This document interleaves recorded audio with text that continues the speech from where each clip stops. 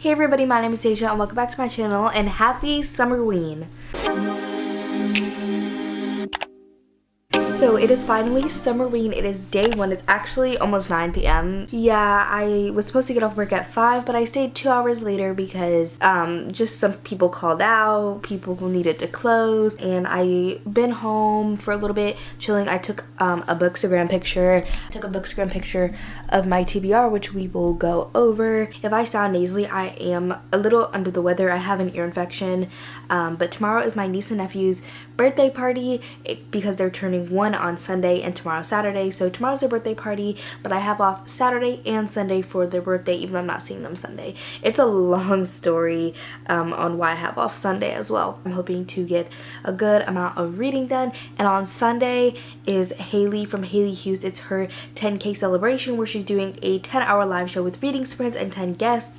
And I'm super excited because actually Olivia and Gabby are both going to be there, and I've never really talked to either of them that much, so it'd be really exciting. But I plan on being there for a while so I can get some good reading in hopefully, but also a lot of chatting in. Actually, let me go grab those books really quickly and we can chat about them. Okay, so as y'all can see, this is a lot of books, and I'm not going to read all these books in a week. I would absolutely love to, but let's be realistic here. It's not going to happen.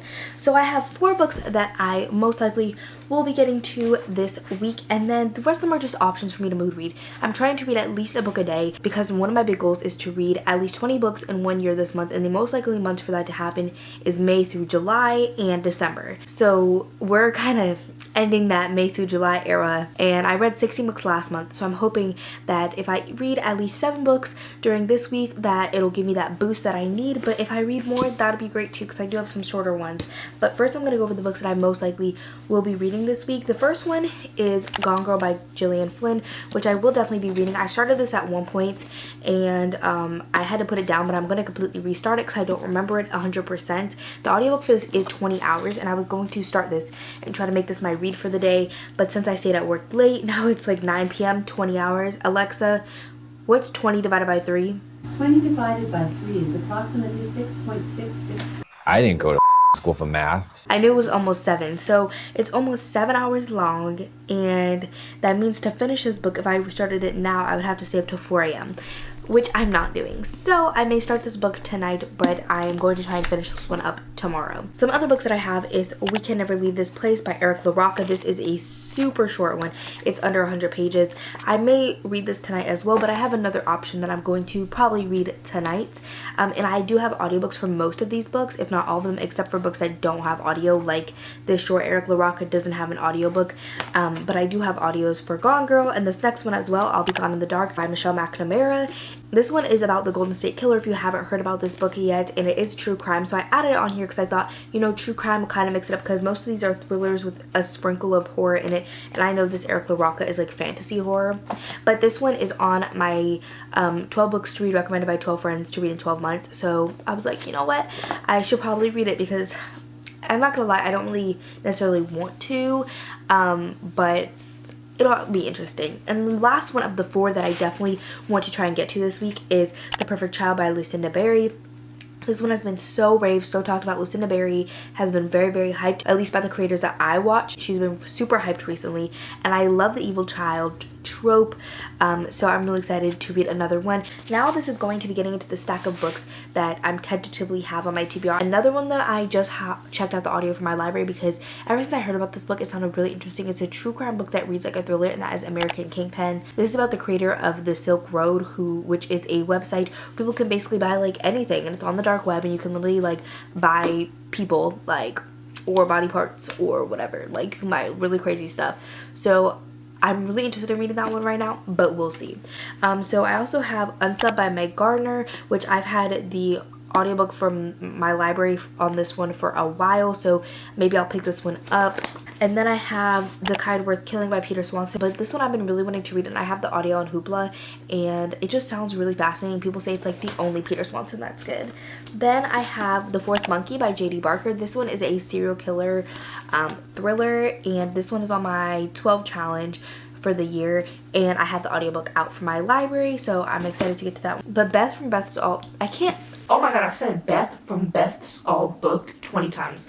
But Beth she is the one who made me want to read these. And I think her fiance is the one who recommended this one to me to read for that 12 challenge. But she talks about this one all the time and this one as well. And then I have Behind Her Eyes by Sarah Panborough. This one I've definitely heard about before. I thought I owned it, but I recently just bought it because I didn't. Ashley from Dumb Blonde Books has been really pushing me to read this book, so maybe I'll read it this week in honor of Ashley. And this is the one that I actually might read tonight, and that is Horrorstor by Grady Hendrix. I've read a good chunk of Grady Hendrix's backlist. I think there's only like 1 or 2 that I haven't read. I haven't read The Final Girl Support Group, and I haven't read like the Rockstar one. I don't know. But this one, I have the audio from Audible because it's part of the Audible Plus catalog, and it's only 6 hours, which on 3 times speed is 2 hours. So I feel like this one would be a good option because then I will still have time to read other things tonight. And also I'm like really behind on Love Island, so if I could watch like 1 episode, that'd be fantastic. And then I also have For the Sake of by Judith Sonnet. It's another short one. This is an extreme horror. It's literally like just over 100 pages again, so I feel like these ones are going to be really good to try and boost that count again. And I know that's like really like arbitrary, like the number of books that you read in a week or a month, but like I don't know why I'm just set on this goal of reading 20 books this month and I'm behind. In My Dreams I Hold the Night by Ashley Winstead. I've been really wanting to read this book, and I know she has a new book coming out and I'm really interested in that one, so I should probably read this one first. So this was also a good contender for the week. And then I also have The One by John Mars, and I got this one from the library because I thought I bought a physical copy, but apparently I didn't, and I wanted it just in case I do read it for the books to run pictures and everything like that. This one is on my 22 books to read in 2022, but I heard that this one spoils Gone Girl, so if I do read this one, it'll be later in the week, but I may not. I don't know, but those are my options, you know, not including Horrorstor. It's 9 full books and then 3 shorter books because I have For the Sake of, Horrorstor, and the Eric LaRocca. So I'm not saying that it's doable by any means because Gone Girl is hella long, but I could definitely get through a good majority of these books. Like only a few of them are going to be unread. So I'm actually really excited. As I said, I think I am going to start with Horrorstor because the other 2 shortest books that I have don't have audios for them. So that's why I think I'm going to start with Horrorstor, which just fell on the floor. And start off with a horror because most of these are thriller, and then I'm itching to kind of pick up this Eric LaRocca, so we'll see where we're at. We might pick this up, but I'll probably be up until around 2 to 3 a.m. As I said, I'm going to my niece and nephew's birthday party tomorrow, and I don't know how long I'm really gonna be there, probably for at least like 5-ish hours. And you know what? I'm about to edit this clip right after this because See, when you do clownery, the clown comes back to bite. Maybe I'll actually split it up into 2. It just depends on how I'm feeling. So those are my plans for the week, and I hope y'all are excited to come along with me because I'm super duper excited for Summerween. I have a couple readathons that I really love, and this is one of them. So I'm just super excited. I'm actually going to start the audiobook while I clean up my room, change, you know, get myself settled, and then I'm gonna get in this bed and I'm gonna crack it open and read along with the audio. Hi guys, I don't know if I'm actually as dark as I look in the viewfinder, but I'm currently driving, so if I'm not looking at the camera, that's why, or if the camera moves, or if the camera's to the side, whatever. I just wanted to update y'all before I went to my niece and nephew's birthday party because I don't know how long I'm going to be there, but I actually finished Horrorstor this morning because I fell asleep reading it last night because I guess I was just really tired with working longer than I was supposed to and not feeling super great. So I finished it this morning and I haven't started Gone Girl yet, but I actually enjoyed Horrorstor way more than I thought. I feel like most of my friends who have read it have given it like 3 stars, 3.5, like thought it was good but like not anything special, but I really enjoyed it. I think I'm gonna give it 4 or 4.5 stars. I think the shortness is what really helped me enjoy it. If it was like a full-length book that was like 10 hours on audio, I don't think I would have enjoyed it as much, but I don't know, I feel like I've never heard anybody talk about this, but I feel like it had a lot of commentary on capitalism and the corporate ladder and the cycle of that, and I found that really interesting because I've entered the corporate world. I mean, I worked at Barnes & Noble before, but it really wasn't the same. Like, working at Target is very, I feel like, a corporate vibe, and so I found that really interesting because honestly, I don't like capitalism at all. personally, but that's what we have in America, so I kind of have to play into that system without letting it overcome me. So I thought that was really interesting, those talks on it, and I really liked the inclusions between each chapter of like different furniture, and sometimes the furniture that they included had to do with that next chapter that was coming up.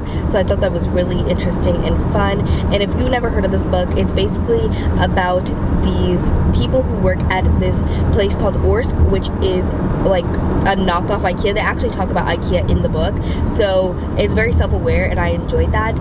But Orsk is basically like IKEA, and they work there, and they decide to stay in one night because they believe that there's like people breaking in because of weird things that have been happening overnight, and then them coming upon. So like for one example, there was like poop on a couch, and they were like, nobody else was here, like this has to have been somebody breaking in. So the manager basically and like 2 of his workers decide to stay, but then some weird stuff starts to happen. More people join their little crew, and it's actually like very speculative, paranormal, and I don't know, like I don't normally like that. Like it's very hit or miss if I like speculative or paranormal type elements, but I really enjoyed it in this. I don't know why, I just really did. I think because of the capitalism commentary. I think that's what made me really enjoy it. So I just wanted to let y'all know, I think I'm going to give it 4 or 4.5 stars. I don't know if I already said that. And I was going to bring my copy of Gone Girl, but like I completely forgot to bring it. But I have the audiobook and my AirPods. Hopefully I threw them in here. Let's check. Yeah, I did. So if I want to, I can read a little bit of that on audio or ebook. I can surely find the ebook quite quickly if I have time to read there, because you know the babies do nap, and my aunt, I call all my aunts Titi, except for my one, or I actually have 2 aunts on my dad's side, which is my white side of the family, but one of them I don't think I've met since I was a kid. But all of my actual aunts on my black side, and then this aunt that's gonna be there today, she is not my actual aunt, she's just like a family friend, but I call them all Titi, and that's what my niece and nephew, they don't call me anything, but you know, they'll be like, Titi's here, like my sister and her husband, they call me Titi, but I'm the hot auntie today. I'm wearing a cute little outfit. So yeah, I just wanted to update y'all really quickly because I don't know, I didn't want to just like come back after the party and only update once a day, so I decided to update now. Yeah, so I am excited to start Gone Girl. I really think I might start at this party because I really want to, but as I said, my aunt is going to be there and I love her and I haven't seen her in a while, so I'm really excited to see her there. But then also my cousin is going to be there, like my aunt who's not my actual aunt, her child. Her name is Nia. She is, I think she's like almost 10 now. I think she's 9 or 10, because she was born when I was 10, almost 11, and I'm 19, almost 20, so she's like 9, which is crazy. But yeah, I am going to go now, so I can actually, because I'm almost there. So I'll see y'all after, and I'm gonna try and get some clips on my phone for the party, but yeah.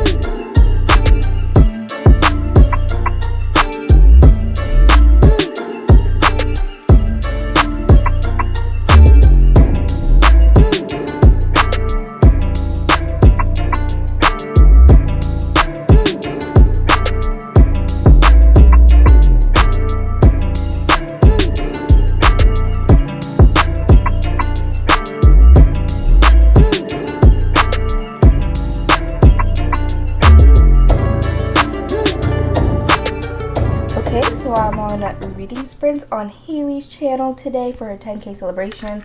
I'm Peppa, obviously, but Gabby and Olivia are both here. Y'all can't see them because their cameras are off, but it feels like this is meant to be for Summerween. So I was going to update y'all again yesterday after the birthday party, but I didn't have the chance. And as I said, I'm on sprints right now, the next day for Haley. And right now, Amanda's here, Micaiah's here, Ashley from Dumb Blonde Books, and Olivia and Gabby, as I said. So I thought I would update y'all because I was going to do my makeup during the first sprint and listen to Gone Girl. And so I'm 15% into Gone Girl right now because last night I decided to read this, but I still didn't even finish it. I literally read 42 pages yesterday. I actually finished Horrorstor in the morning, so I read more than that. But I want to try and finish both these today on the sprints because they're 10 hours long. I'm hoping to be there for all 10 hours. But as I said, I'm about halfway through We Can Never Leave This Place. And this book, I'm really enjoying it. It is really fun. Let me take off my glasses and start doing this makeup. It's really fun and I am enjoying it. I just love Eric LaRocca's writing so much. He's one of my favorite authors just for his writing alone. And this one is more of a dark fantasy. I've heard there's not been too many fantasy elements. It kind of is giving dystopian so far, and then there's a weird Spider-Man. Not Spider-Man, but a man that's a spider, which is making me very uncomfortable, but it is what it is. And we follow a 16-year-old girl, which is different for Eric LaRocca because normally he writes adults. He doesn't normally write teenagers, so I'm finding that interesting, and I'm excited to see the direction that it goes. It could literally end up being 5 stars. I feel like I'm liking it better so far than You've Lost a Lot of Blood, but I don't know if I'm liking it as much as things have gotten worse since we last spoke, but I am liking it regardless. And that's all that I really have to update on that. I started to write in it, annotate actually, which I never normally do. I'll put tabs, but I don't normally write in it. But the writing was just so good, I was I have to underline. And then for Gone Girl, as I said, I'm about 15% of the way. I restarted listening to it because I was about 20% of the way in before when I first picked it up back in April. So I decided to restart it completely, but I'm almost there because I stopped at 20% and I'm about 15% of the way in, and not much has happened so far. Gone Girl is about this husband after his wife disappears. We also get flashbacks to his wife writing, I think diaries. It's kind of giving rock paper scissors. Well, rock paper scissors kind of giving this in the wife flashback letters, but apparently the twist, I have not been spoiled for it, which people say is crazy, but I have not. And they say, they just said on the live show that the twist comes in about halfway through, about 50%. So I will probably update y'all at that marker. This book is quite long. So I'll probably update y'all halfway through later today. But that's what I'm doing today in these sprints. As I said, I want to try and be on for the whole time. But I went to urgent care today and they said that I'm not sick, that I don't have an ear infection, but it's that there's just fluid behind my ear, but I feel sick, and they gave me a note to go till tomorrow too if I want to take off. I didn't really read that much yesterday, but I have a whole bunch of clips of the birthday party that I'm excited to put in, and I went on to a private reading sprint with Cami and Sarah and Jan last night, which was really nice, which is why I didn't get that much reading done because I love to talk. I just love to talk and never read, and everybody else was reading and me and Sarah were just sitting there chatting while Cami and Jan were reading. Okay. I'll hopefully update y'all again today because I really do want to. I hate that I'm bad at updating, but when I don't read, I don't update. But then if I read too fast, I also don't update either. So it's a hard strike, but I'm going to try and be better for y'all. As I said, that's really all that I have to update on. I know I look really weird right now because I only have foundation on, but I'm going to continue listening to the audiobook of Gone Girl for the rest of the sprints because I have about 20 minutes left. So yeah, I will talk to y'all in a little bit.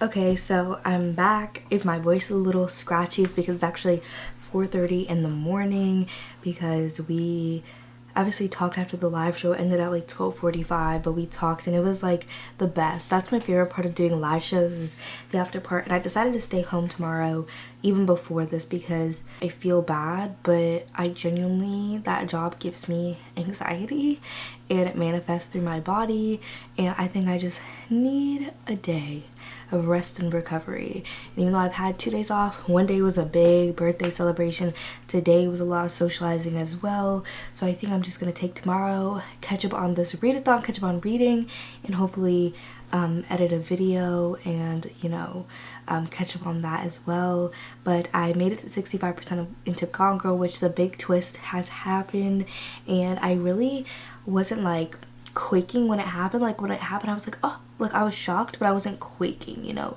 And but the way that it's been unfolding and the way that it's been revealed has been amazing, and it's so good.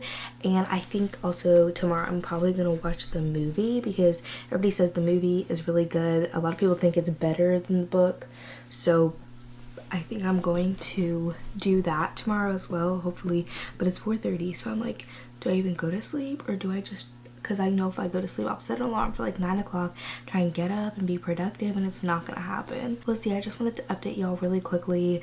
I know I'm talking so low, but my voice, I'm about to take off my makeup and get into bed, but I had such a great time tonight. At the end it was me and Haley, obviously, Ashley, and Noelle and Mayana.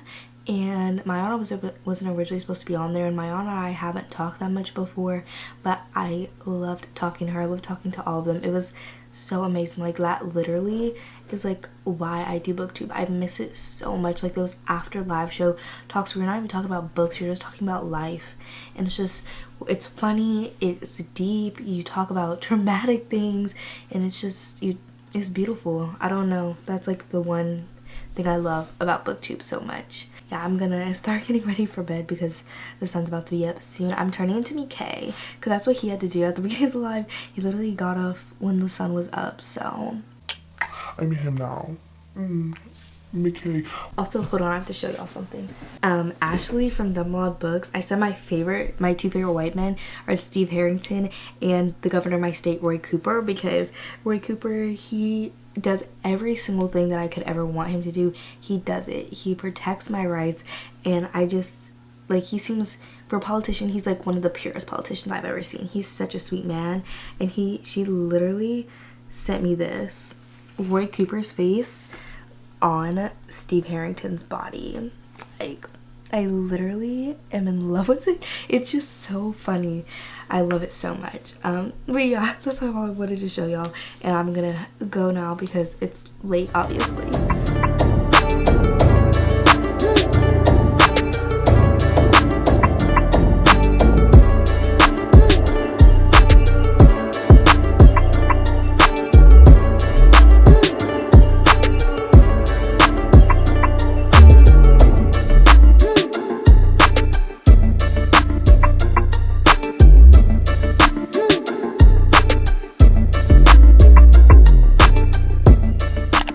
Yes, I'm wearing the same shirt as last night. We're not gonna talk about it. It is 7:35, and I was gonna update y'all earlier, but I literally woke up, called out of work, and then didn't wake up till 2. I'm really not feeling great today, so I'm glad that I decided to call out of work, because y'all can probably hear like every like, I can't even talk without coughing, but I'm gonna chat to y'all because even though I'm coughing, I love a good chat, and I thought it'd be a good stand, you know, to get a little leg movement in for the day and move up the background a little bit. But as I said, I finished Gone Girl. I just finished it, and I'm gonna give this book 4 stars. I honestly think that this book is a 3-star thriller for the most part, except the twists are good, and this was like the blueprint for those twists. So I'm sure definitely back when this was published in like 2012, this was like revolutionary. But besides that, it's too long, it drags, but the inner workings of the mind and the minds of the characters is just so crazy. But all of them are like really morally gray, and I don't like any of them, but I kind of love that the author did that, and it was good. The twists were good at the beginning, the twists were good in the middle and at the end, and I like the switch up and the turn that took book in the second half rather than the first half, but I feel like it still dragged in the second half a little bit. But yeah, I feel like this is like a 3-star average book, except the twists make it better. I think I might like the movie more, and I plan on watching the movie tonight. But I wanted to update y'all on this one before I finish up my next book, which is We Can Never Leave This Place by larocca. I have about half of this left, so I'm gonna finish this up, and so I'll have 3 books done today. And I'm also started The Perfect Child by Lucinda. It's in this pile on the floor. But that's going to be my next one that I read, and I'm hoping to get most of the way through with it tonight, if not finish it. And then tomorrow I'm going to be doing private readings friends with Sarah tomorrow night after work. I don't think I work till 12, and I'm hoping that I don't go to sleep as late tonight and I'll be able to wake up at like 9 or something like that. But I also need to edit a video and start editing this vlog. I keep saying I'm going to start editing it, and I haven't yet, but I feel like day 5, like I can start editing it, and then hopefully I'll have a couple days to like edit it and edit in the new clips. So that'll be good. I'm gonna start editing that tomorrow, and we probably won't do them until later. And then I have off on Wednesday again, so I've actually had off more this week than I expected, but like I don't feel that well. But I'm going to finish up this first and then probably start the movie. And I'm so happy because one of my favorite YouTubers that I've been watching for a good couple years, Sarah Hawkinson, she stopped making content on her personal channel, but she just posted a video on it today. I normally watch her channel Possessed by Horror, and I love that channel so much. Because I love horror movies, even if I don't watch them that much, because it's hard for me to watch movies with my ADHD.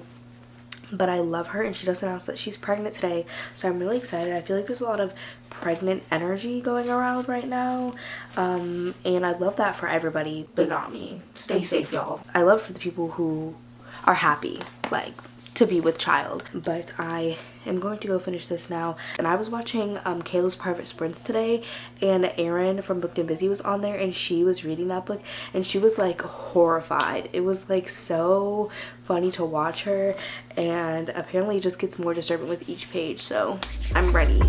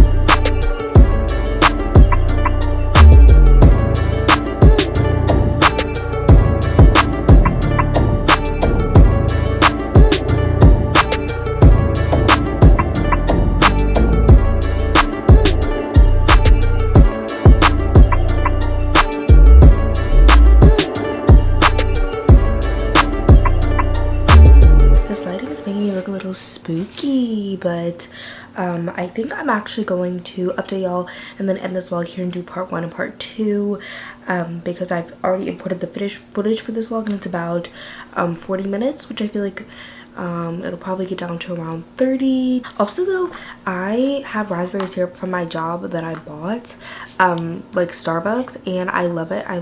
It's like one of my favorite things, but I normally put it in like lemonade or stuff like that, but I'm trying to cut down the amount of sugar that I'm consuming, and so the syrup has sugar, the lemonade has sugar. I was like, so I didn't want to waste it, so I was like, let me try putting it in diet or in a Coke Zero, because I drink Coke Zero, and it was literally delicious. My mom, she didn't want to try it at first because she hates diet sodas. She doesn't like raspberries, but she liked it. It was just so good.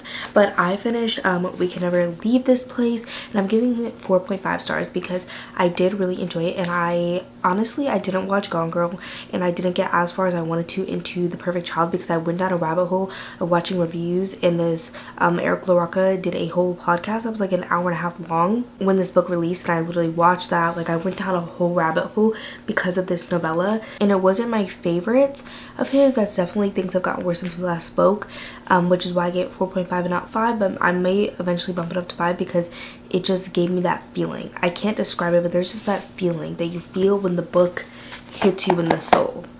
I don't know if y'all know what I'm talking about, but it's just like that book when it hits you in the soul. I don't know how else to describe it. You just feel it in your chest, and that's what I felt with this one. I just love the writing, and I don't think I really described what this book was about, but it's about this girl, Mara, and we follow her after her father very violently dies at the beginning of the story, and her mother literally hates her. And this is also taking place in a dystopian world where she lives in like a very war-torn country, and she lives in a dilapidated apartment building, and literally there's like sewage, like pipes have broken, and throughout the story there's sewage that builds up and builds up, and literally at the beginning of each chapter there's like a page, and it has like water damage, which kind of has to do with that sewage, and it's really like a metaphor about grief. But it's also Eric LaRocca was talking about how this is very much like a home invasion story. All the characters in this are very unreliable and very untrustful, and you don't know what's true, what's false, what actually happens in the end. You don't know anything, and I don't normally like stuff like this, but I think maybe I'm changing because I feel like I've been saying that a lot lately. But I really enjoyed it because Eric LaRocca's writing just gets me. And as I said, I might bump it up to 5 stars, but right now I have it at 4.5. And then where's The Perfect Child? The Perfect Child, I am on page 153 of 358, so I'm almost halfway done because I have about 200 pages left and I'm 150 pages in, so that means that the middle, I'm about to hit the middle, is going to be 175. I might just read to that tonight. I am really liking this. I love a good evil child. So in this book we follow this couple, and one's a nurse and one's a doctor, and one day they get this case that comes into the hospital about this little girl who is basically like abused and found in a closet, and her mother was also found dead in this closet, and they don't know who her father is. They don't know who murdered the mother, and obviously there's very distinct signs of abuse for this little girl, so they don't know who abused this girl, and they don't know who killed the mother. And for some reason the doctor, who is the husband, the nurse is the mother, he gets very, very, very attached to this little girl because he's working on her case. He did her surgery and everything like that. He gets very attached to her.